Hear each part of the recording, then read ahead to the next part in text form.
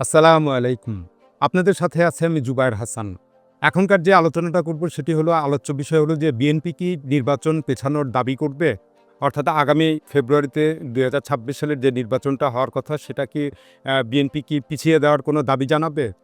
তো এখানে এতদিন দেখা গেল যে বিএনপি দ্রুত নির্বাচন ৯০ দিনের মধ্যে নির্বাচন, ডিসেম্বরের মধ্যে নির্বাচন এভাবে টানাটানি করতে আ শেষ পর্যন্ত তার বিএনপির দাবির মুখেই মূলত ফেব্রুয়ারিতে নির্বাচন অনুষ্ঠিত হতে যাচ্ছে ২০২৬ সালের।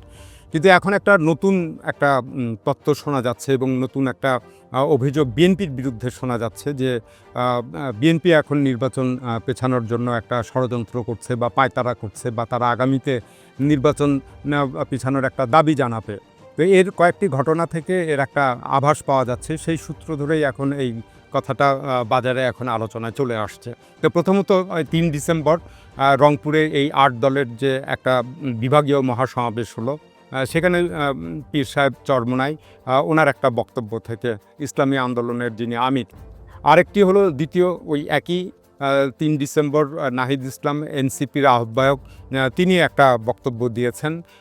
সেটা থেকেও এই ধারণাটা পাওয়া যাচ্ছে যে নির্বাচন পেছানোর একটা দাবি উঠতে পারে। আর তৃতীয় হলো যে হাইকোর্টে একটা রিট করা হয়েছে বাংলাদেশ কংগ্রেস দলের পক্ষ থেকে। তো সেই বিষয়গুলো যদি আমরা একে একে ঘটনাগুলো দেখি তাহলে আমরা এটা বুঝতে পারবো যে ঘটনাটা আসলে কোন দিকে গড়াচ্ছে এবং এর যদি আমরা সেই বিষয়গুলো দেখতে পারি। তো সেটি যেমন গত ৩ ডিসেম্বর এই ইসলামী আন্দোলনের আমির মুফতি সৈয়দ মোহাম্মদ রেজাউল করিম, তো উনি যে বক্তব্যটা দিয়েছেন সেখানে উনি বলছেন, বিএনপিকে উদ্দেশ্য করে তিনি বলছেন যে আপনাদের পায়ের তলা থেকে মাটি সরে গেছে, এখন নির্বাচন পেছনের জন্য আপনারাই ষড়যন্ত্র করছেন। এর সিগন্যাল কিন্তু আমাদের কাছে এসে গেছে, কিন্তু ভালো করে জেনে রাখেন জনগণ আপনাদের পক্ষে মতামত রায় দেওয়ার মতো অবস্থায় নেই। এখন আপনারা গুন্ডামি, সেন্টার দখল, বিভিন্ন সন্ত্রাসীর মাধ্যমে ক্ষমতার চেয়ারে বসবেন, সেই দিন ভুলে যান। এখন বাংলাদেশের মানুষ সজাগ রয়েছে, আর আমাদের বাংলাদেশের সম্পদ গুন্ডামি, চুরি করে, ডাকাতি করে বিদেশি তাবেদার প্রভুদের কাছে আর যাবে না, যেতে দেওয়া হবে না।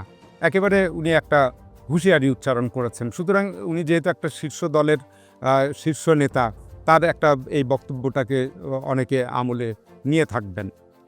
এরপর আমরা দেখতে পেলাম যে ৩ ডিসেম্বর দৈনিক আমার দেশে তাদের স্টাফ রিপোর্টার একটা সংবাদ প্রকাশিত হয়েছে, যার শিরোনাম হচ্ছে ইসিকে নাহিদ রাজনৈতিক পরিস্থিতি বিবেচনায় নিয়ে তফসিল দিন।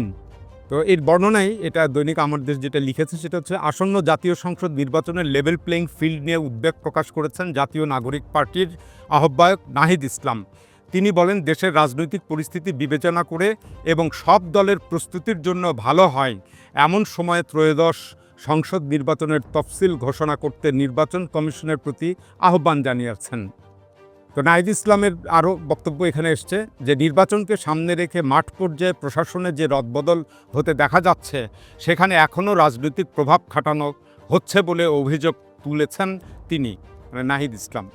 তো বুধবার মানে ৩ ডিসেম্বর ঢাকার আগারগাঁওয়ের নির্বাচন কমিশন কার্যালয়ে শাপলাকলির নিবন্ধন গ্রহণ শেষে সাংবাদিকদের সঙ্গে কথা বলেন তিনি। সাংবাদিকদের নাহিদ ইসলাম বলেন, আমরা প্রত্যাশা করি নির্বাচনে কালো টাকার ব্যবহার বন্ধে ব্যবস্থা নেবে ইসি। লেভেল প্লেইং ফিল্ড নিয়ে উদ্বেগ আছে, প্রশাসনের রদবদলে রাজনৈতিক প্রভাব আছে, ইসিকে সেটি দেখতে হবে, গণভোট নিয়ে সঠিকভাবে প্রচারণা চালাতে হবে। এগুলো হচ্ছে নাহিদ ইসলামের বক্তব্য। সুতরাং নাহিদ ইসলাম মোটামুটি একটা প্রচ্ছন্ন ইঙ্গিত দিয়েছেন এবং তিনি দাবি করেছেন যে নির্বাচন যেন পেছানো হয়, যাতে সব দল সমানভাবে প্রস্তুতি নিতে পারে। তো এখন এই নাহিদ ইসলামের এই বক্তব্যটা গুরুত্বপূর্ণ এই কারণে যে নাহিদ ইসলাম একজন শীর্ষ নেতা এবং ক্ষমতার কেন্দ্রে এবং উপদেষ্টা পরিষদেও তার যোগাযোগ রয়েছে। এবং ইদানিংকালে আমরা দেখতে পাচ্ছি যে এনসিপি এবং বিএনপির মধ্যে একটা আসনের সমঝোতার আলোচনা বেশ কিছুদিন যাবৎ চলছে এবং এনসিপির একটা ৫ দলীয় একটা জোট গঠন করার কথা ছিল, কিন্তু ২৭ নভেম্বর সেটা ক্যান্সেল হয়ে যায়। এবি পার্টি, আপ বাংলাদেশ, গণ অধিকার পরিষদ, রাষ্ট্র সংস্কার আন্দোলন, জেএসডি এদের সাথে নিয়ে, কিন্তু 27 নভেম্বর সেটা ভেঙে যায়। এখানে অভিযোগ তাদের পক্ষ থেকে আপত্তি জানানো হয় যে এখানে আপ বাংলাদেশ রয়েছে, তারাও জুলাই বিপ্লবীদের একটা অংশ, কিন্তু তাদের সঙ্গে শিবিরের সাবেক শিবির নেতাদের সংশ্লিষ্টতার এরকম একটা অভিযোগ তুলে এনসিপি সেখান থেকে সরে যায়। এখন বিএনপির সঙ্গে মূল দর কষাকষিটা চলছে। তো এই বিষয়ে যে বিএনপি এবং এনসিপি সখ্যতাটা যে আরও বেড়েছে সেটা একটা প্রমাণ পাওয়া যায় নাসিরুদ্দিন পাটোয়ারি, এনসিপির নেতা, তার একটা বক্তব্য থেকে। এটাও আমার দেশ, তারা 2 ডিসেম্বর এটা প্রকাশ করেছে 2025 সালের। তো তার শিরোনাম হলো যে মুজিববাদ ও মওদুদিবাদের বিরুদ্ধে বিএনপি এনসিপির ঐক্য চান পাটোয়ারি। তো এটার বর্ণনা যেটা বলা হচ্ছে যে জাতীয় নাগরিক পার্টির প্রধান সমন্বয়ক নাসিরুদ্দিন পাটোয়ারি বলেছেন, শেখ মুজিবুর রহমান ও আবুল আলা মওদুদির মতাদর্শের বিরুদ্ধে প্রতিরোধ তৈরি করতে বিএনপি ও এনসিপিকে দায়িত্বশীল ঐক্য গঠন করা উচিত। মঙ্গলবার মানে 2 ডিসেম্বর বিকেলে সামাজিক যোগাযোগ মাধ্যম ফেসবুকে দেওয়া এক পোস্টে তিনি এ মন্তব্য করেন। নাসিরুদ্দিন পাটোয়ারি মনে করেন, মুজিববাদ ও মওদুদিবাদের কর্তৃত্ববাদী রাজনীতির বিরুদ্ধে সংগ্রামের জন্য এবং একটি নতুন ন্যায়ভিত্তিক আধুনিক রাষ্ট্র গঠনের দায়ভার থেকে এনসিপি ও বিএনপির ঐক্য গড়ে তোলা প্রয়োজন।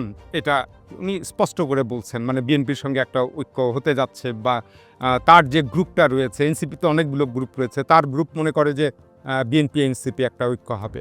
তো নাসিরুদ্দিন পাটোয়ারি মনে করেন, পত্রিকার রিপোর্টে আমার দেশে আরও বলছে যে বাংলাদেশের প্রকৃত সংকট কোনো দল নয়, বরং 2 ধারার আধিপত্যবাদ, মুজিববাদ এবং মওদুদিবাদ।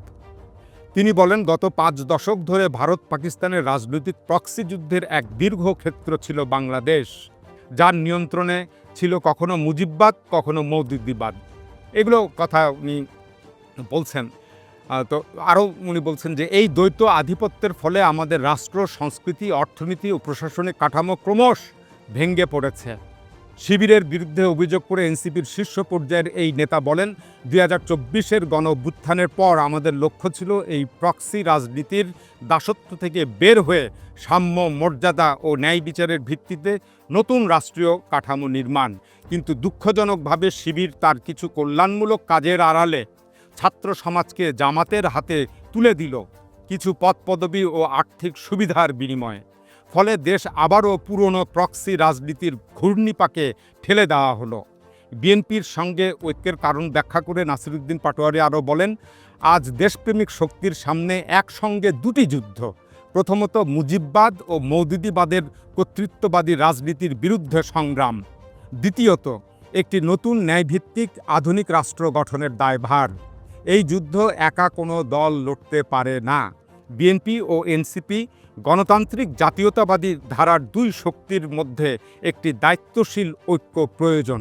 তো বোঝাই যাচ্ছে নাসিরুদ্দিন পাটোয়ারি তিনি কতটা মরিয়া হয়েছেন বিএনপির সাথে জোট করার জন্য, এবং তিনি এই মওদুদিবাদ, এটা বিএনপির নেতারা আজকাল বলে থাকেন, কিন্তু আসলে এটা স্পষ্ট নয় যে আসলে মওদুদিবাদ জিনিসটা কি। মুজিববাদ সম্পর্কে মানুষের একটা ধারণা আছে যে যখন বাকশাল গঠন করা হয়েছিল, এই বাকশালের কর্মসূচিটাকেই এক নেতার এক দেশ, শেখ মুজিবের বাংলাদেশ, এই বাকশাল কর্মসূচিটাই মুজিববাদ নামে চালু আছে। কিন্তু মওদুদিবাদ এটা নাসিরুদ্দিন পাটোয়ারি কোথায় থেকে আবিষ্কার করলেন, বা ওই হেফাজতের যেটা আমির আছেন মহিবুবুল্লাহ বাবুনগরী, তিনিও এটা ব্যবহার করেন। দৈনিক ইনকলাবও আজকাল এগুলো ব্যবহার করে।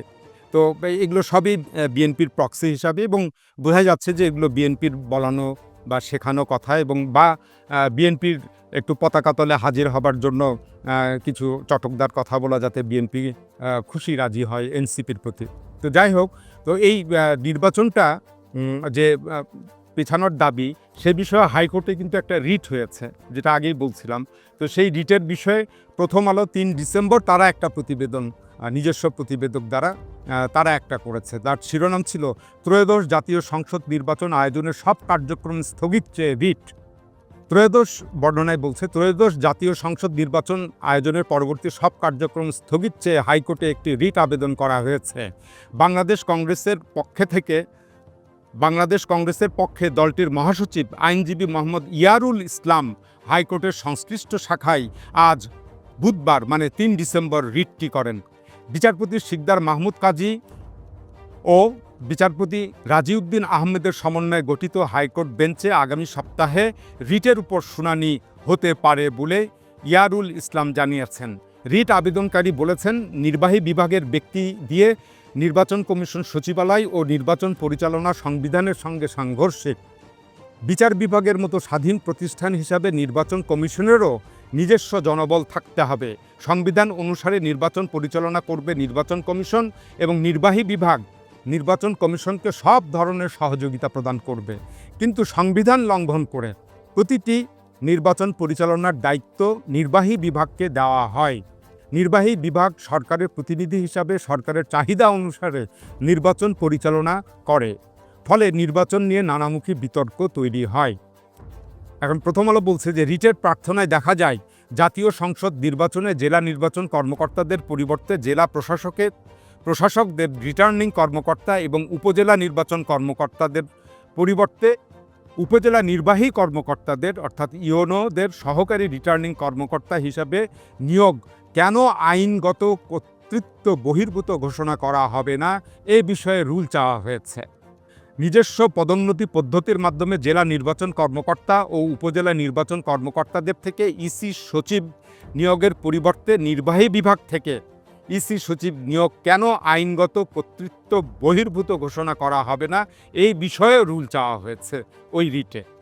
একই সঙ্গে জাতীয় সংসদ নির্বাচনে রিটার্নিং কর্মকর্তা হিসাবে জেলা নির্বাচন কর্মকর্তা থেকে এবং সহকারী রিটার্নিং কর্মকর্তা হিসাবে উপজেলা নির্বাচন কর্মকর্তা থেকে নিয়োগ দিতে এবং নিজস্ব পদোন্নতি পদ্ধতির মাধ্যমে জেলা নির্বাচন কর্মকর্তা ও উপজেলা নির্বাচনের কর্মকর্তাদের থেকে ইসি সচিব নিয়োগের লক্ষ্যে ইলেকটোরাল সার্ভিস কমিশন প্রতিষ্ঠা করতে কেন নির্দেশ দেওয়া হবে না, এ বিষয়েও রুল চাওয়া হয়েছে ওই রিটে।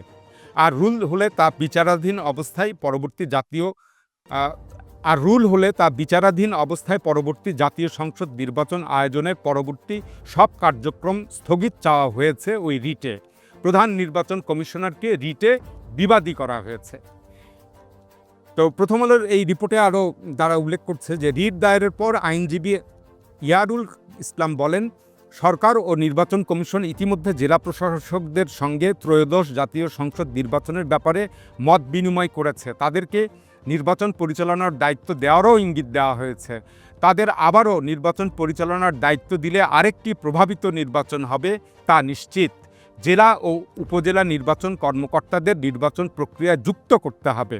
তাদের মধ্য থেকে পদোন্নতি পদ্ধতির মাধ্যমে ইসি সচিব নিয়োগের পাশাপাশি ইলেকটোরাল সার্ভিস কমিশন প্রতিষ্ঠার নির্দেশনা চেয়ে রিটটি করা হয়েছে।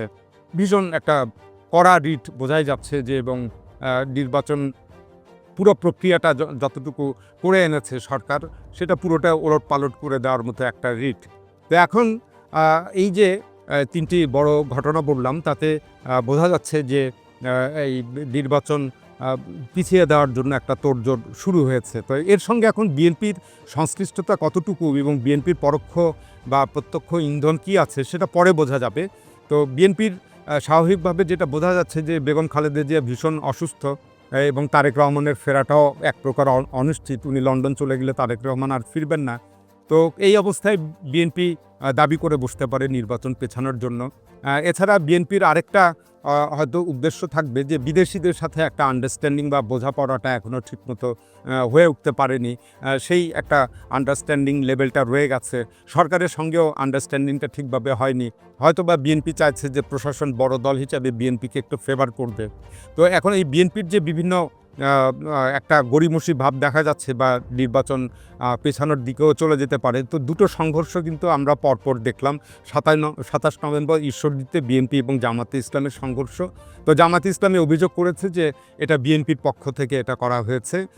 এরপর 3 ডিসেম্বর আমরা নরসিংদীতে একই অবস্থা দেখলাম যে জামাতের প্রচারণা মিছিলে বিএনপির একটা হামলা, যদিও বিএনপি এই অভিযোগটা অস্বীকার করছে। তো সুতরাং এই নির্বাচনটাকে অনিশ্চিত করার জন্য নানা তৎপরতা হতে পারে। তো বস্তুত এই বাংলাদেশের রাজনীতি, নির্বাচন, এগুলোর ভবিষ্যৎ সবসময় অনিশ্চিত থাকে। বহুবার এই ঘটনা ঘটেছে, নির্বাচন তফসিল ঘোষণার পরেও নির্বাচন বাতিল হয়েছে, আবার রাজনীতিও ওলটপালট হয়েছে। তো 54 বছরে বাংলাদেশের ইতিহাসে বহুবার এই ধরনের ঘটনা ঘটেছে। এবং এই রাজনৈতিক দলগুলো যে কখন কাকে শত্রুতে পরিণত করে, কাকে মিত্র হিসাবে আবার কোলে টেনে নেয়, এটাও খুব অহরহই ঘটে থাকে। এবং এই রাজনীতিবিদরাই বলে থাকেন যে রাজনীতিতে শেষ কথা বলে কিছু নাই, এই কথাটা বলে সব কিছুকে জায়েজ করে দেয়। তো এখন আরও একটা যে চরিত্র রয়েছে সেটা হচ্ছে যখন পরিবেশ অনুকূলে থাকে, যে তারা একটা টপ লিডিং পার্টি হিসাবে জনতার মনে স্থান করে নেয়, এরকম একটা পরিবেশ যখন তারা টের পায় তখন তারা নির্বাচন চায়।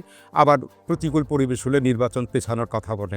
আবার ফলাফল যখন পক্ষে আসে তখন মেনে নেয়, ফলাফল যখন পক্ষে আসে না তখন মেনে নেয়। তো এই দোলচালের রাজনীতিতেই বাংলাদেশ চলছে। তো এখন এটা দেখবার বিষয় যে আগামী নির্বাচনের মাত্র আর ২ বা সোয়া ২ মাস বাকি আছে। তো এটা এখন কিভাবে অনুষ্ঠিত হতে পারে এটার জন্য সারা দেশবাসী অধীর আগ্রহে অপেক্ষায় রয়েছে। এখন এ পর্যন্তই। আল্লাহ হাফেজ।